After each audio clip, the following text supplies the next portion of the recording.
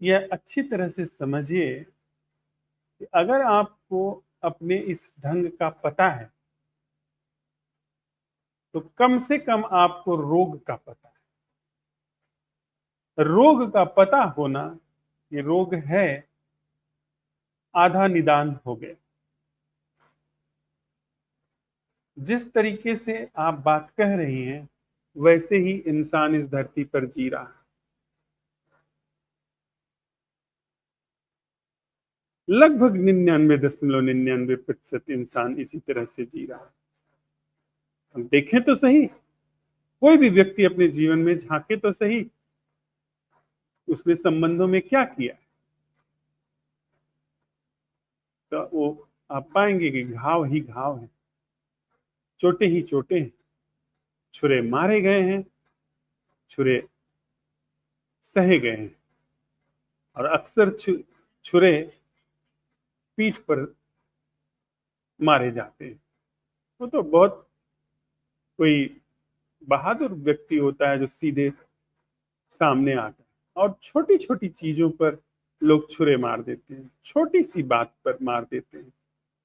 तो व्यक्ति के अंदर कोई पानी थोड़ी है। पानी क्या है? जिससे स्वार्थ सिद्ध हो, जिससे अपना हित हो, जिससे अपने को राहत पहुंचे, जिससे अपने को बनाए रखने का एक मादा भीतर पोषित होता रहे। यही सबकी दशा है। निर्ममता से अगर अपने अंदर झांक करके देखे व्यक्ति, तो जो गहरे से गहरे संबंध रहते हैं उसमें भी दिन में एक दो बार तो यह ख्याल आ जाता है कि कहां से फंस गए यार। तो आप ठीक ही बात कह रही हैं कि हम छुरा घोंप ही देंगे, घोंप ही देते हैं।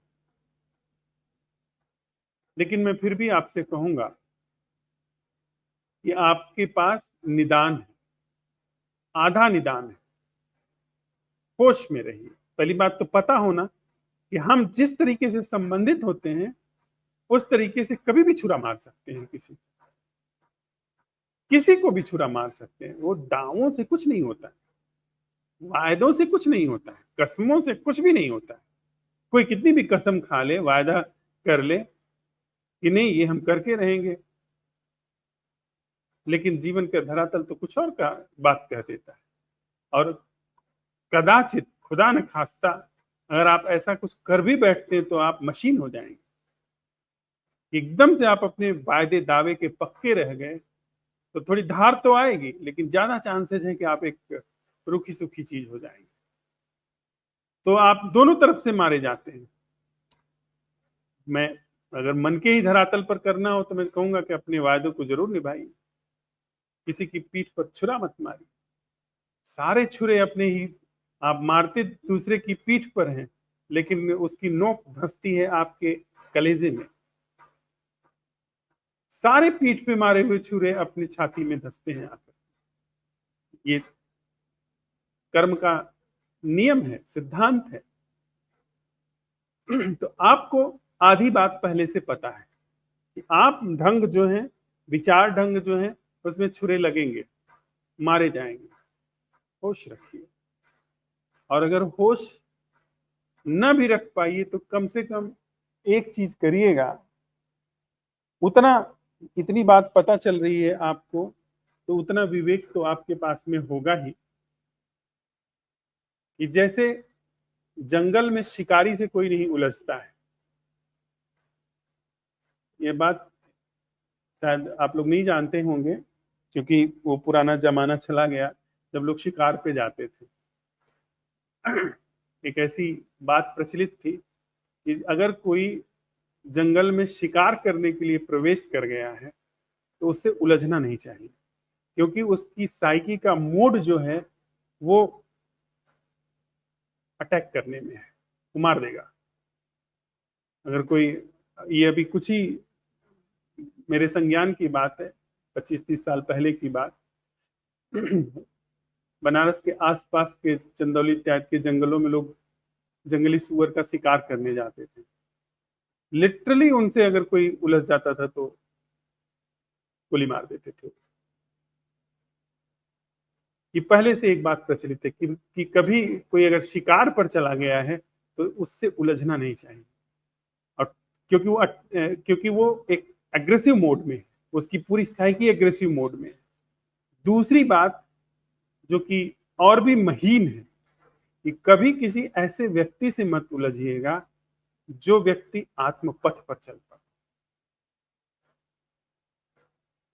बहुत सावधान रहिए उसका मनसा वाचा कर्मणा अनहित करने से।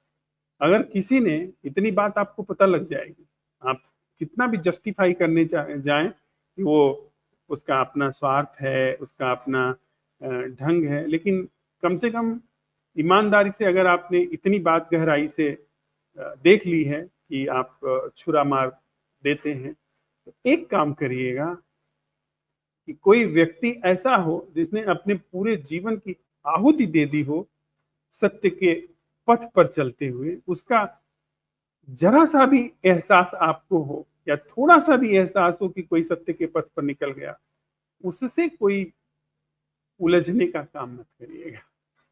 क्योंकि जहां पर वो शिकारी एग्रेसिव हो जाता है, एक्टिव रहता है, वहीं पर जो आत्म पथ पर गया हुआ व्यक्ति है वो पैसिव हो जाता है।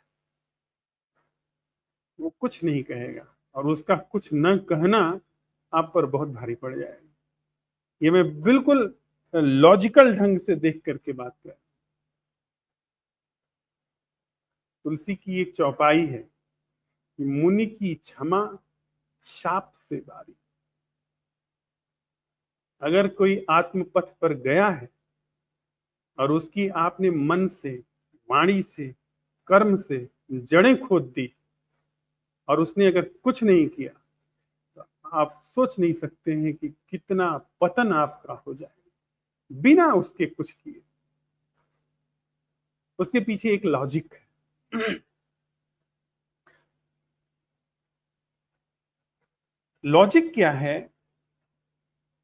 यह पूरी जो मनुष्य चेतना है, पूरी मनुष्य चेतना, उसके अंदर बड़ी गहन प्यास कि वो, जो अभी कबीर साहब कहते हैं ना कि वही फाहम है मेरी, फाहमें आगे, फाहमें पीछे, फाहमें दाहिने, फाहमें डेरी। कबीर साहब कहते हैं यानी पूरी मनुष्य चेतना में इस बात की प्यास है कि कैसे इस फाहम से बाहर हुआ जाए, इस बुद्धि के ढंग से बाहर हुआ जाए। फाहमें पर जो फाहम करत है सोई फाहम है मेरी। जो जो सभी तरीके की बुद्धियों के पीछे खड़ा है वो सच्चा है।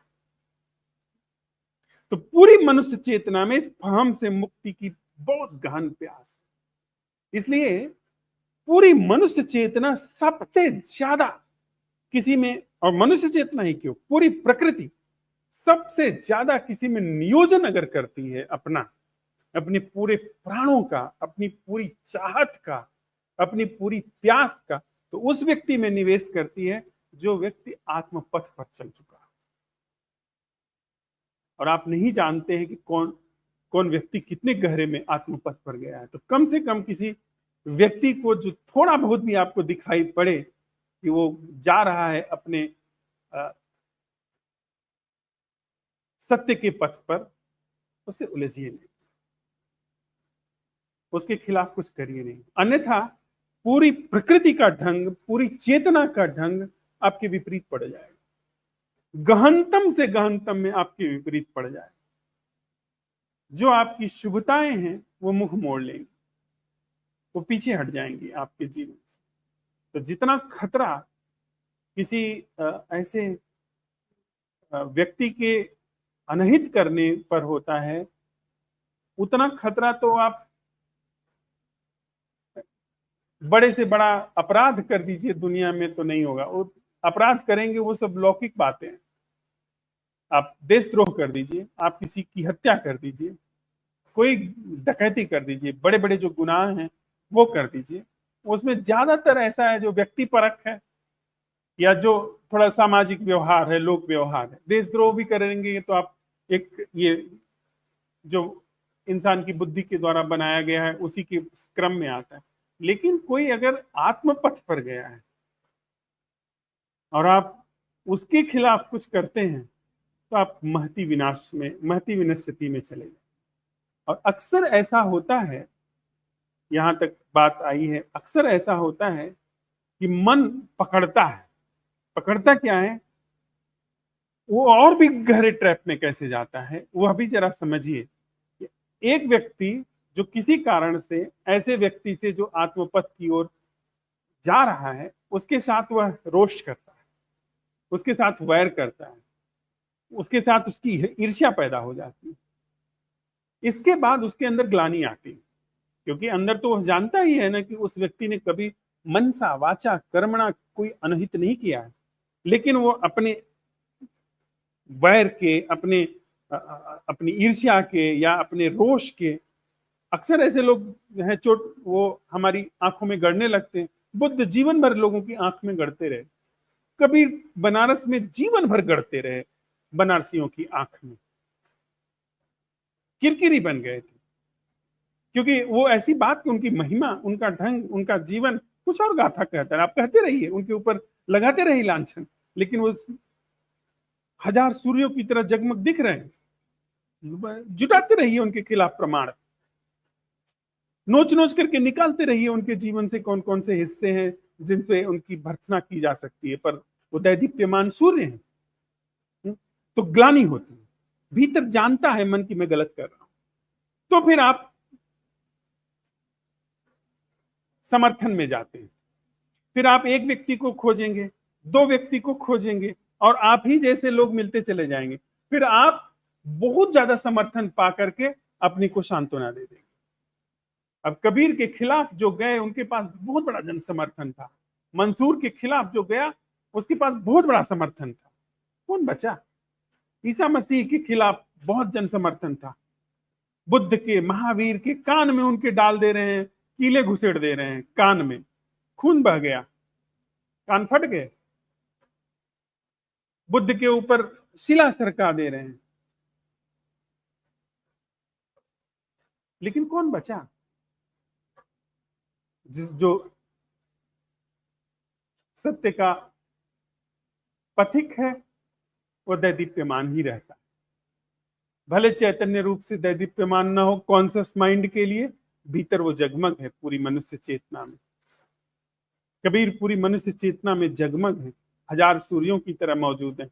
आप उनको देखें न देखें, वे वहां हैं।